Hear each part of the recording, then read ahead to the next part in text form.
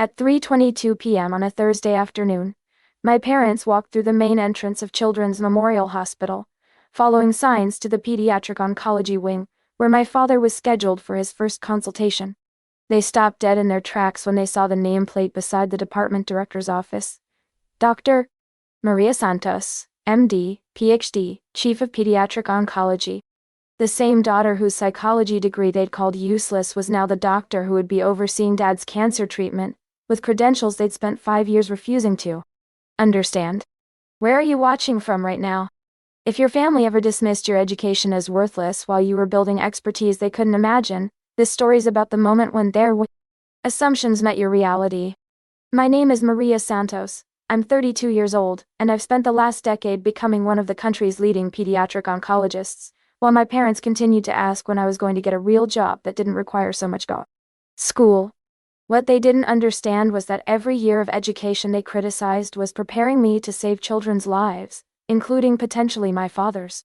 But let me take you back to where this story really begins, to the family dynamics that made them see my medical career as an extended phase of avoiding adult responsibilities. The Santos family had very traditional views about career paths and financial success. My father, Carlos Santos, had built a successful landscaping business from a single truck and determination, growing it into a company with 15 employees and commercial contracts throughout Orange County. My mother, Rosa, had worked as a bookkeeper for various small businesses before managing the financial side of Dad's company. Both parents had left school after high school to start working immediately. They measured professional success by quick entry into the workforce, steady income growth, and tangible business results. Education beyond high school was acceptable only if it led directly to higher-paying jobs within a reasonable time frame.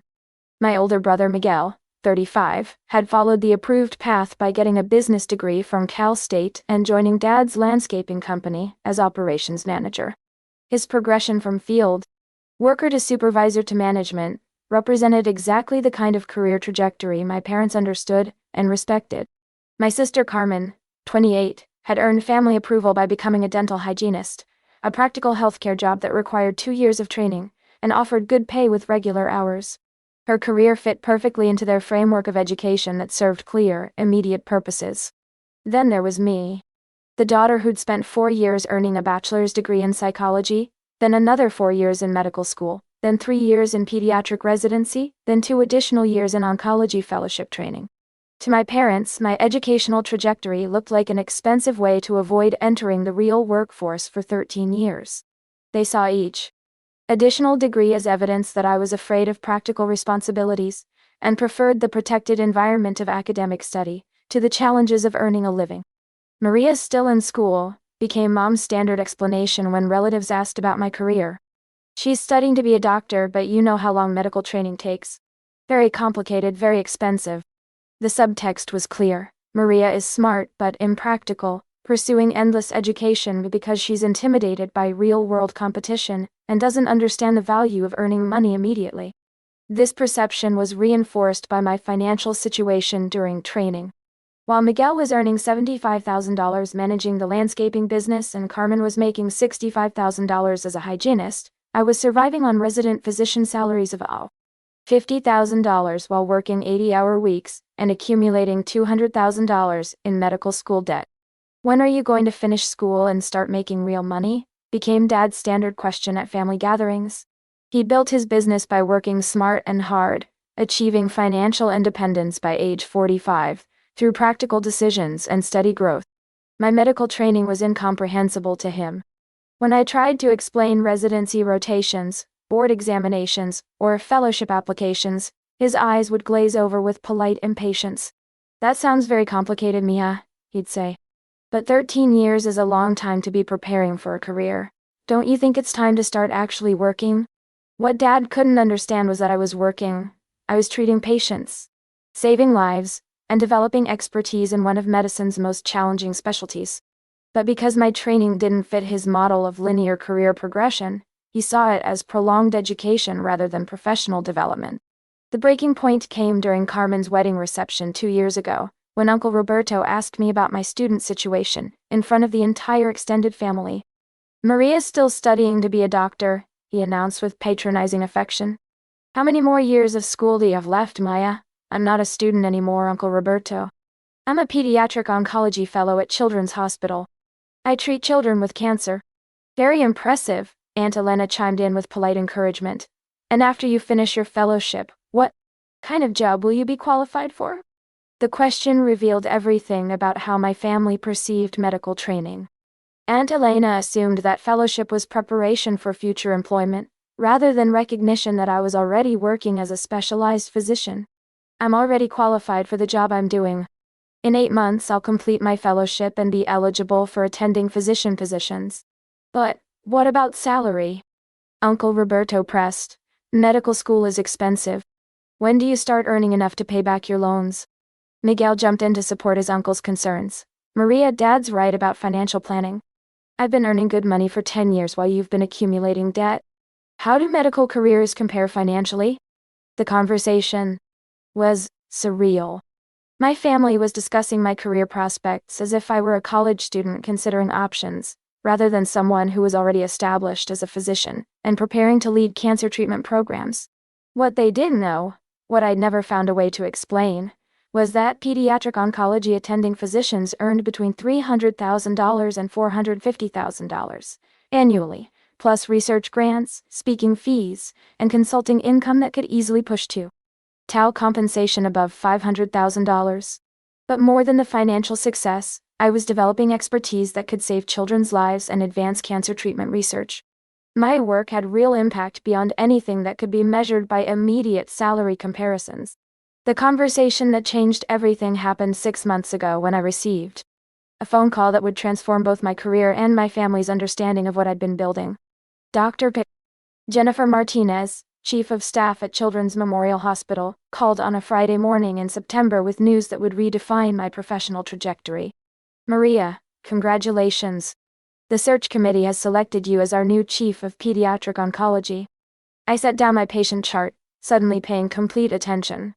Chief of Pediatric Oncology was one of the most prestigious positions in cancer medicine, leadership of a department that treated over 800 children annually and conducted groundbreaking research that influenced international treatment protocols. The board was unanimous in their recommendation, Dr. Martinez continued. Your research on pediatric brain tumors, your clinical excellence, and your leadership potential made you the clear choice despite your age. At 32, I would be one of the youngest department chiefs in the hospital's history. But age was less relevant than expertise, and my fellowship research had contributed to treatment breakthroughs that were already saving children's lives. Dr. Martinez, this is incredible news. We're also prepared to offer you a comprehensive package: $420,000 base salary, research budget, administrative support, and the opportunity to build the pediatric oncology program according to your vision. Chief of Pediatric Oncology. The title carried weight in medical circles that my family couldn't imagine.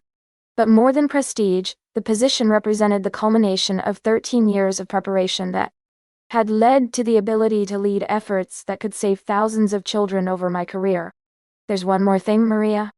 The hospital board wants to feature our department leadership in the new facilities campaign. Your appointment represents exactly the kind of medical excellence they want to highlight. The media campaign launched in November, featuring advertisements in medical journals and local newspapers that highlighted Children's Memorial Hospital's clinical expertise. My profile emphasized both the department's treatment success rates and the research innovations that were improving survival rates for childhood cancers. The most prominent placement was signage throughout the hospital, professional nameplates and department directories that identified me as Dr. Maria Santos, MD, PhD, Chief of Pediatric Oncology. I had no idea my parents would see that signage when Dad's routine physical exam revealed concerning symptoms that required oncology consultation. The call came at 2:15 p.m. on a Thursday while I was reviewing treatment protocols for newly diagnosed patients. Maria? Mom's voice sounded strained and frightened. We need to talk to you about your father. What's wrong, Mom? Dr. Henderson found something concerning during Carlos's physical exam. Some kind of growth that needs to be evaluated by a cancer specialist. My heart sank. What kind of growth? Where? In his abdomen. Dr. Henderson referred us to Children's Memorial Hospital because they have the best oncology department. We have an appointment tomorrow afternoon. Children's Memorial Hospital, my hospital, My department, Mom. Let me make some calls. I can help coordinate Dad's care and make sure he sees the right specialists immediately. Maria, we appreciate the offer, but Dr. Henderson already arranged everything.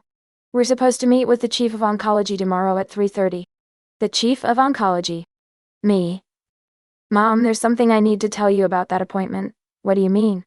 The Chief of Pediatric Oncology at Children's Memorial Hospital is me. You're coming to my department to meet with me about Dad's treatment. The silence that followed lasted so long I thought we'd been disconnected. Maria, that's impossible. You just finished your fellowship last year. You can't be a department chief. Mom, I was appointed Chief of Pediatric Oncology 3 months ago. I've been trying to tell you about my promotion, but you and Dad keep changing the subject when I mention work. You're telling me that you're the doctor we're supposed to see about your father's cancer? Yes. And Mom, I need you to understand something important. Even though I'm Dad's daughter, I can't be his primary oncologist due to conflict of interest policies. But I can oversee his care and make sure he has access to the best possible treatment. That conversation continued for an hour, with Mom asking detailed questions about my qualifications, my hospital role, and what Dad's referral meant for his diagnosis and treatment options. For the first time since I'd started medical school, my mother wanted to understand exactly what I did professionally rather than when I planned to finish doing it. The next day, I watched through security cameras as my parents approached the pediatric oncology wing. They moved slowly through the hospital corridors, looking overwhelmed by the medical environment and anxious about the appointment that would determine Dad's treatment plan. When they reached the main department entrance, they stopped at the directory that listed all department physicians and their specializations. I could see Mom pointing at my name, showing Dad the credentials and title they'd never understood. Then they walked to my office door, where the nameplate read Dr. Maria Santos, MD, PhD, Chief of Pediatric Oncology. Dad stood staring at the sign for a full minute, as if trying to reconcile the daughter he thought he knew with the medical expert whose expertise he was seeking for his own potentially life-threatening condition. I opened the door before they could knock. Hi, Mom. Hi, Dad.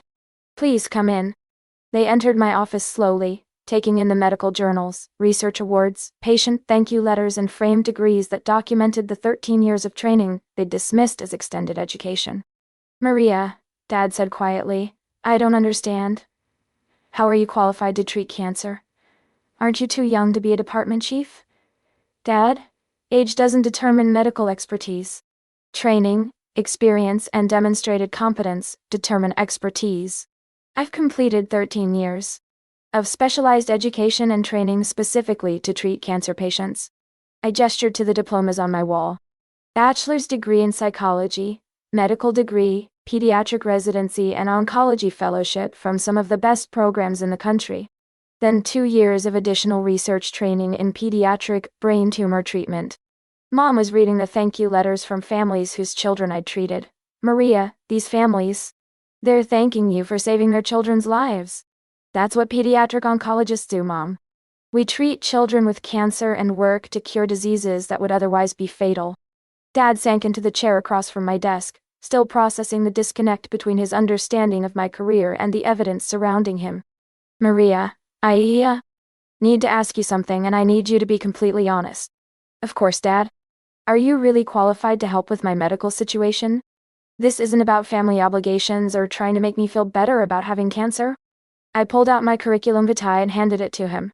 Dad, I've published 47 research papers on cancer treatment, spoken at international medical conferences, and led treatment teams that have achieved survival rates above national averages for most childhood cancers. He reviewed my research record, his eyebrows rising as he processed information about publications in top medical journals, invitations to speak at conferences worldwide, and grants totaling over $3 million for cancer research. Maria, this CV is extraordinary. Why didn't he help us understand what you were accomplishing during your training? I tried to explain my research, my clinical work, my professional development. But you kept asking when I was going to finish school and get a real job. It was difficult to communicate the importance of work that didn't fit into traditional career timelines. Mom reached across the desk and took my hand. Sweetheart, we had no idea your medical training was this comprehensive. We thought you were just studying for a very long time. Medical specialization requires extensive training because we're responsible for life and death decisions.